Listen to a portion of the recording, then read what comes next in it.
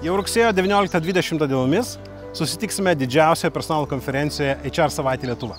Ir aišku, šiemet vėl paruošėm jums daug puikių pranešėjų, daug puikių įspūdžių ir daug gerų įžvalgų. Daktarė Amy Edmondson viena iš tų pranešėjų, kurią mes labai džiaugiamės pasikvietę.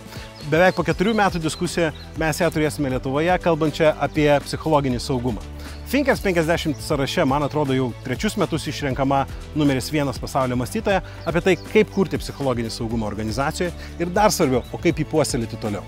Markas Gallagheris, tai žmogus, kuris yra daugiau negu 30 metų Formulės 1 industrijos priešakyje.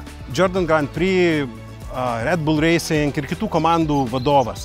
Žmogus, kuris kalba apie tai, kad Formulė 1, nelygu mėgsti ar nemėgsti, žiūri ar nežiūri. Tu tikrai žinai, kad jinai yra prisotinta geriausių talentų, daugiausiai pinigų, naujausių technologijų, o pralaimėjimo kaina yra labai didžiulė.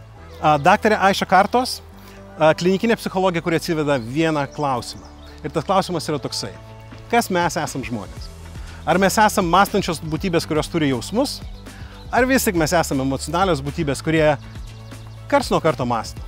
Janas Muchelfaidas, buvęs Microsoft Europe vadovas, kuris beje jo vadovavimo metu Microsoftas 4 metus iš eilės viršijo savo rezultatus. Ir kai jo paklausė, kaip tau pavyko, jisai atsakė, tai nebuvo apie strategiją, tai nebuvo apie įžvalgą, tai nebuvo apie paskrumą, tai buvo apie vieną vienintelį dalyką, tai yra darbas su žmonėmis. Turėsime, aišku, ir kitų pranešėjų. Tai Matajas Makidonski, Boston Consulting Group direktoriaus pavaduotojas, kuris tuo pačiu yra People Analytics ir Future of Jobs studijų vadovas. Jisai atvažiuoja su naujausiamis įžvalgomis apie organizacijas, darbuotojus ir HR-ą. Amanda Nolan, jinai kalba apie tai, kad, aišku, visos organizacijos mokosi. Tačiau labai dažnai organizacijos mokosi teisingų įgūdžių. Stengiasi išvystyti tuos teisingus įgūdžius. Tačiau kas tai yra iš tikrųjų jūsų organizacijų? Ir ar iš principo gali būti teisingi įgūdžiai, kuriuos organizacijos turi vystyti? Aš pasakiau keletą pranešėjų, bet aišku, yra begalė. Yra gerokai daugiau. Ir jūs gerai žinot, kad jų kiekvienais metais mes turime daugiau negu 50, galbūt net 60 pranešėjų, kurie visi ateina į šią sceną pasidalinti su jumis savo įžvalgomis. Tačiau svarbesnis dalykas yra kitas. Jau dabar matom, kad mūsų konferencijoje bus daugiau negu 1500 dalyvių.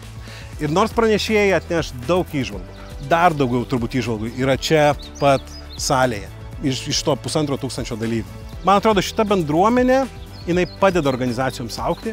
Šita bendruomenė yra ta, kuri atsakinga už tai, kad organizacijos tobulėtų. Šita bendruomenė yra atsakinga už žmonės. Tai ačiū Jums labai, kad esat. Ačiū Jums labai, kad esat šitai konferencijoje.